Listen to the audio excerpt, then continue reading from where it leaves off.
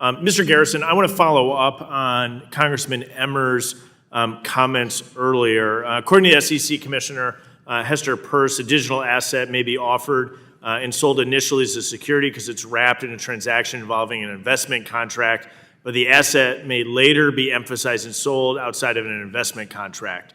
I think it's a key point as we think about how our legislation should categorize different types of digital assets, regardless of their classification when first issued. Can you elaborate on this principle and then comment on how the proposed legislation addresses this?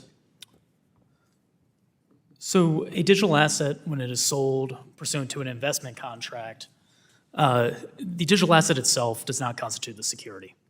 Under the Howey test and 77 years of case law, courts have come up with an analysis to determine when a transaction, contract, or scheme may be sold in a manner that is in fact a securities transaction. This is very different than the test for what is an equity security, what is a stock, what is a bond. And the case law makes it quite clear that the object of the investment contract, whether it be the orange groves in the original Howey case, or there's some fun exotic cases about chinchillas and whiskey receipts, the chinchillas themselves are not securities. Mm-hmm. And so applying that logic to the digital asset space, the distinction becomes even more important as one learns more about digital assets and understands why one holds a digital asset to operate or to function and participate on a network.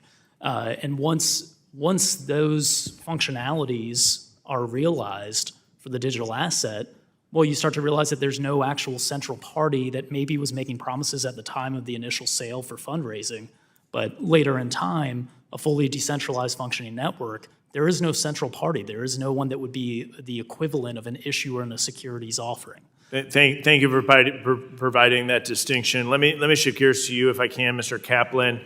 There's a little bit of confusion around the circumstances and disclosures associated with Promethium, their filings for the alternative trading system and special purpose broker-dealers. In your testimony, you noted that you terminated all co-development work and strategic relationships with your Chinese affiliate in late 2021. When did Promethium take full control of the product development?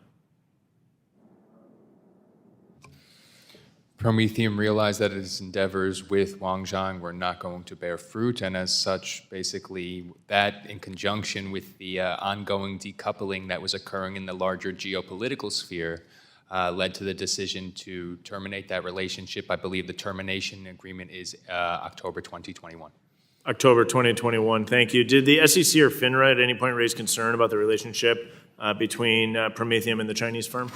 We had both a CFIUS inquiry and an SEC investigation where we were required to submit all communications with any foreign entity for review to the SEC. And basically the SEC, after we were told by our SEC counsel, after a period of time, closed the investigation. Thank you. Has Promethium ever had to adjust its policies or procedures at the request of HashKey or representatives of the Chinese government? No. Okay, I appreciate your testimony there. I want to just echo the concerns raised by some of my colleagues. Our regulators have done everything in their power to push digital asset business overseas, but they seem to be quite comfortable giving a stamp of approval to a firm with the relationships back to China. To me, this underscores the need for clarity and consistent regulation in the industry structure. Cognizant of my time, I'm going to come back to you if I can, Mr. Garrison, just for a second. Mr. Rose brought this up a little bit, but I think it's worth hitting the point home before we go into recess. There's been some hyperbole in particular about how the bill is described. Does the modifications upend securities law, as some have suggested? No, it does not. It borrows from existing provisions of securities laws. Okay, I got 40 seconds. I'm going to jump back to Mr. Allaire. Stablecoin legislation attached to this gives the Fed a backstop authority over state-chartered payment stablecoin issuers. Can you describe why the backstop is important and what the Fed can and can't do with it? Thank you for the question, Congressman Steil. I think it's critical. I think the first is really the fundamental standards around what can be in reserves, the reporting and disclosure requirements, the need to separate these assets. Those are part of that kind of federal framework.